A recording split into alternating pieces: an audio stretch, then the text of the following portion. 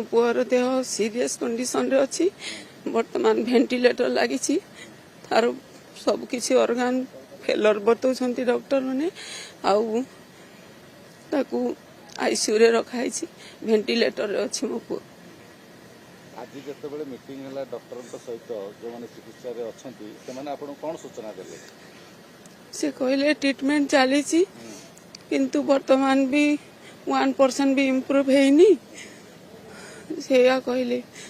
स्वास्थ्य एम्स रे रहिले स्वास्थ्य अवस्था भल हम पुणी सुस्थ अवस्था को फेरी आसी बोली किसी अच्छी बोली कहले कि डॉक्टर सेटा गॉड उपरे थाए डॉक्टर भरोसा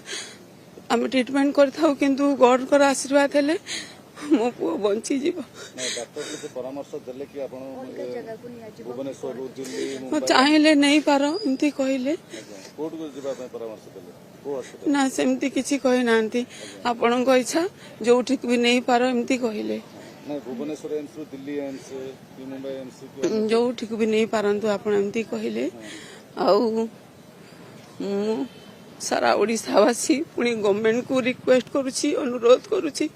मो पुओ को मो बाहर को टिके नहीं कि ट्रीटमेंट करी आने लगी चाहूँगी मत प्लीज समस्ते हेल्प करंतु मो पुओ को आपण मैंने समस्ते जानते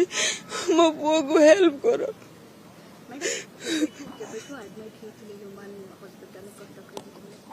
12 तारीख रे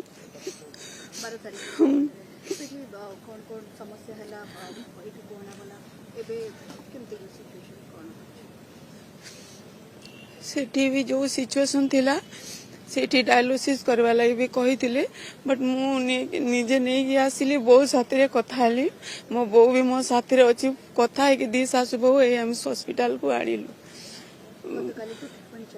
हाँ ना आपण मनर कोन भाबछन एठु नै जिवे बाहर राज्य को देखिबी डॉक्टर किछि टाइम देछंती से टाइम पर मु बाहर को नवा लगी भाभी किसी सहायता दरकार आपन हाँ यदि गवर्नमेंट चाहिए सहायता देले मो लगी उपकार होता मोर गोटे बोली पुओ आमर केही नहीं से